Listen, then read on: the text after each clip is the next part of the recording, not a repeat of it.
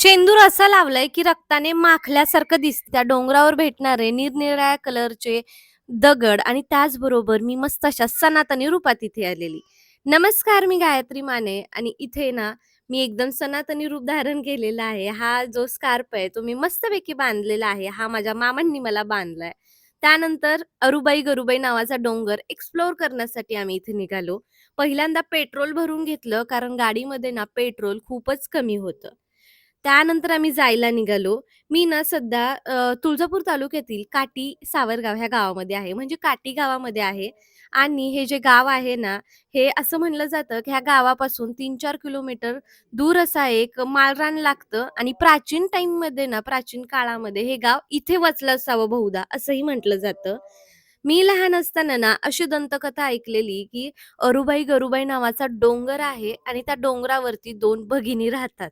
हो, ही एक दंतकथा होती त्या टाईमची, लोककथा होती. खरं तर याचं मूळ कारण वेगळंच आहे आणि ते आज मी तुम्हाला सांगणार आहे. काठी सावरगाव, त्याच्यानंतर दहिवडी अशा 3-4 गावाच्या शिवेवरती वसलेला हा जो डोंगर आहे, हा चहूबाजूनी आपल्याला दिसतो. इथे तुम्ही बघताय हा डोंगर दिसतोच आहे. हा जो डोंगर आहे खूप लांब आहे. आजवर फक्त आम्ही लांबूनच बघितलंय याला. माझ्या मामांनीही अगदी लांबूनच बघितले. आज आम्ही हे एक्सप्लोर करायला याच्या जवळ गेलेलो आहेत. इथे 2-3 दिवसांमध्ये पाऊस एकदम भयानक झालेला. त्याच्यामुळे इथे तुम्ही बघताय, ह्याच्यात मुबलक पाणी ह्या कॅनलमध्ये आलंय म्हणायला हरकत. तर आम्ही इथे आलेलो आहोत. जसं मी तुम्हाला म्हटलंच, चहूबाजूनी आपल्याला हा डोंगर दिसतोच. तसा हा डोंगर आम्ही इथे आल्यानंतरही आम्हाला दिसतोय. चला, तर मी तुम्हाला ना, मी ऐकलेल्या दंतकथा सांगते.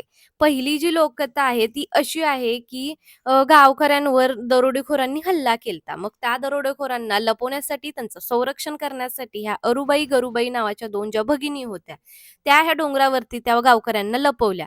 पण सगळे गावकरी काही टाईम नंतर खाली गेले, काही वेळानंतर खाली गेले गावात. पण ह्या 2 भगिनी आल्याच नाहीत. का तर ह्यांनी संरक्षण केलेलं त्या सगळ्या गावकऱ्यांचं आणि त्यानंतर ह्या डोंगरावरतीच ना 2 अशा तेजस्वी आकृत्या दिसू लागल्या गावकऱ्यांना.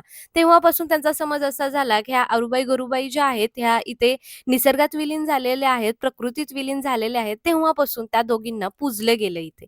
दुसरी लोककथा अशी आहे, की एका वेळेला भयंकर असा दुष्काळ पडलेला, गाईगुरांसाठी चारा, पाणी काहीच नव्हतं. ह्या 2 ज्या भगिनी आहेत, त्या देवीची खूप पूजा करायच्या. तुळजापूर इथे जवळच आहे.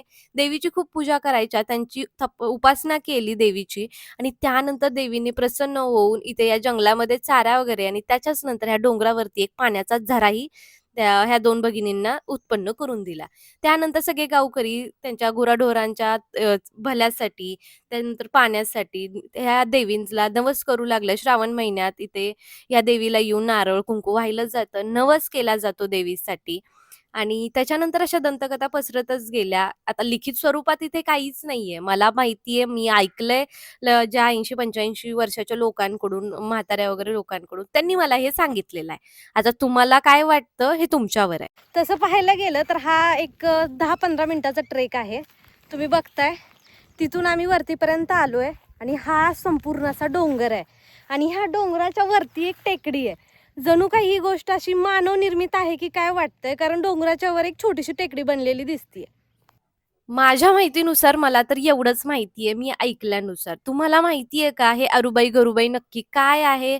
तुम्ही मला कॉमेंट करून सांगालच आणि अशाच अजून वेगवेगळ्या गोष्टी तुम्हाला बघायला माझ्या पेजवरती भेटतील. त्यामुळे मला आत्ताच सबस्क्राईब करून ठेवा.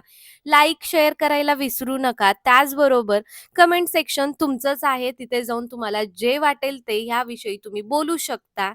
त्यानंतर तुम्ही हा जो व्हिडिओ आहे ज्याला कोणाला माहिती आहे त्याला शेअर करू शकता आणि तुम्ही ना कमेंट बॉक्समध्ये मला सांगू शकता की नेमकी याची दंतकथा काय आहे. मी ऐकल्याप्रमाणे 2 आहेत, तर तुम्ही तिसरी ऐकली असेल तर मला नक्की सांगा. धन्यवाद.